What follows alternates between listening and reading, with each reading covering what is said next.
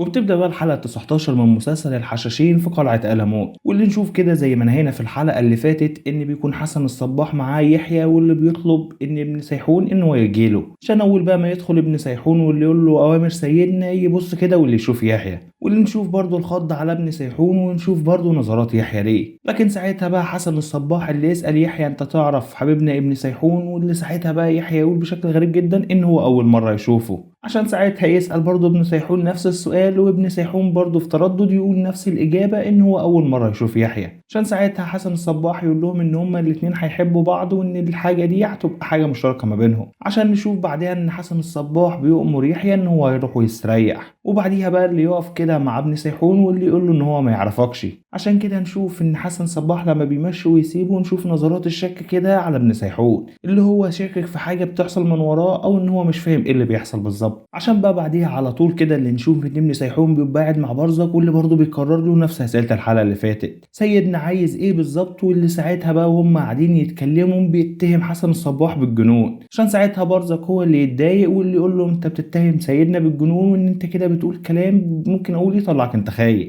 عشان ساعتها بقى ابن سيحون اللي يقول له امال هو هدفه ايه؟ فكره ان هو يحرك الدميتين اللي في ايده يحيى وابن سيحون ده غرضه ايه منه بالظبط؟ وفكره ان هو بيضحك دي حاجه بتبقى مضايق قوي ابن سيحون. لكن برزق اللي بيطمنه شويه واللي يقول له ان جبنك اللي فيك ده هو اللي ممكن ياثر على مشكلتك في القلعه، وان قلعه آلموت هي الحصن بتاعهم والعرين بتاعهم، وان يحيى ده مجرد واحد اسير عندهم. عشان نشوف برضو ان ابن سيحون ما بيبقاش مطمن، واللي بيبقى قلقان قوي من كل اللي بيحصل حواليه. عشان ساعتها بقى اللي يسيب برزق وبيمشي. عشان بعدها بقى بشويه اللي نشوف ان حسن الصباح بيبقى بيستقبل حد، واللي نعرف بعديها ان اسمه سراج الدين، وان هو ابن امير سلجوقي كبير جدا في الدوله السلجوقيه، وان دي اول مره او ان حسن الصباح ان هو يجند حد ممكن اقول بالمكانه دي. عشان نشوف كده ان هو كان بيبعت له كتب وافكار بقى الحشاشين او الباطنيين عشان يقنعوا ان هو ينضم ليهم، والامير فعلا اللي بيستجيب واللي بيروح له، واللي نشوف فعلا ان هو مآمن بحسن الصباح قوي. واللي ساعتها بقى حسن الصباح كده يقنعه بفكره ان هو دلوقتي تايب، وان هو دلوقتي على دين الحق بالنسبه له، وان هو كمان بيوعده بالجنه زي ما وعد برضه الشباب اللي عنده. واللي بيقول له برضه ان هو دلوقتي يبقى من جماعه الحشاشين او من جماعه حسن الصباح. عشان نشوف ان هو بيطلب منه ان هو لازم يقرب من السلطان برقيار، وان هو يبقى ملازم ليه اكتر من دوله تقريبا، وان هو يخدمه بكل تفاني وثقه، بحيث ان هو لما يحتاجه في وقت معين ان هو يلاقيه. عشان نشوف بقى ان سراج الدين بيوافق على ده كله، واللي بيقول له ان هو مستعد بخدمه حسن الصباح باي حاجه ممكنه. ساعتها نشوفه بقى ان حسن الصباح بيامره ان هو يرجع بقى للسلطان السلجوقي، وان هو يلازمه لحد ما يطلب منه اي طلب. واللي في الوقت ده بقى بيمشي سراج الدين. بعدها كده اللي نروح بقى عند برزق، واللي نشوف اللي جاياله اللي نار، اللي جايه بقى تقول له ان في حلم الجنه الاخير ان حصل حاجه غريبه، وان المختار اللي دخلوه كان هنا قصدها على يحيى ان هو شاف الفتاه او الحوريه الخاصه بيه، ولما شافها بقى حصل ارتباك، وده اللي بوظ حلم الجنه الاخير، واللي خلاه انه يطلع منه ممكن اقول بحاله من الصدمه، او اللي ممكن اقول خلاه فرحان زياده عن باقي الشباب اللي كان دخلوا قبل كده. واللي ساعتها بقى برزق يسالها مين البنت دي. في الوقت ده اللي نار اللي تكذب عليه واللي تقول له البنت دي ان هي قتلتها. عشان نشوف كده ان برزق بيسالها طب انت شاكه في اي حاجه تانية؟ هي تقول له لا، وان هي اتصرفت، بس طبعا ان هي كانت لازم تقول له معلومه زي دي عشان ياخد باله ويتعامل بقى مع الشاب اللي دخلوه الحلم ده بطريقتهم الخاصه. في الوقت ده بقى برزق اللي بيشكرها على معلومتها دي وعلى امانتها اللي هي فيها. عشان بقى اللي نار خارجه بتقابل بقى ابن سيحون اللي يسالها انت طالعه من عند برزق وميد ليه. في الوقت ده نشوف ان هي ما بينها وما بين ابن سيحون كده ممكن اقول خلاف شويه، ان هي مش طايقاه قوي، واللي الفكره كمان ان هي بتدوس له على حاجه، اللي بتقول له ان هي قالت معلومه لبرزق بحكم مكانته في القلعه، بمعنى ان مكانه برزق دلوقتي بقت اعلى من مكانه ابن سيحون. عشان نشوفها كمان ان هي بتكلمه بلهجه وحشه قوي، واللي بتسيبه وبتمشي. عشان بعد ما بتمشي كده بنشوف ان ابن سيحون بيبقى متضايق قوي، واللي بيبقى كده برضه غيران من الفكره او الجمله اللي هي قالتها، فكره ان مكانه برزق في القلعه دلوقتي بقت اعلى منه بكتير، واللي نشوف كده منه نظرات غيره. وبعدها بشويه بقى على طول نشوف ان برزق بيروح لحسن الصباح يبلغه بكل اللي حصل، واللي يقول له على اللي نار قالته. واللي ساعتها حسن الصباح يقول ان هي مفارقه عجيبه، ان يحيى الشاب ده وان هو يقابل واحده يعرفها داخل حلم الجنه ان الموضوع ده ما بيحصلش، بس بيطمن برضه شويه على فكره ان البنت اللي قال عليها دي ان هي ماتت. بس بقى بيرجع له برزق ان الموضوع خطر، ان هم كانوا الاول فاكرين ان هو يعرف ابن سيحون بس، لكن دلوقتي ان هو يعرف اكتر من حد، فالموضوع فيه شبهة وان هم لازم يقتلوه. ساعتها بقى حسن الصباح اللي يقول له لا، واللي يقول له انت كده بتحرمني من المتعة. فكرة ان شاب زي ده ان هم جوه قلعتهم وان هو محتاج ان هو يلعبه، وان هو بقى هيلعب معاه لعبة عقل طويلة قوي عشان يشوف بقى اخره ايه. واللي نشوف بقى ان حسن الصباح مستمتع جدا بفكرة ان هو يزعزع الشخص ده، او ان هو يغير ولائه او انتمائه، او ايا يكن اللي ورا يحيى. حسن الصباح عايز يغيره تماما، عشان نشوف بقى بعديها على طول وبدون اي مقدمات ان يحيى جوه حلم تاني، بس المرة دي حلم بشكل غريب جدا، الحلم اللي بيتكرر له بشكل مبالغ فيه. فكرة ان حسن الصباح نعرف بعديها ان هو منعه من الاكل ومنعه من الشرب ومنعه من النوم، الحاجة دي اللي بتخلي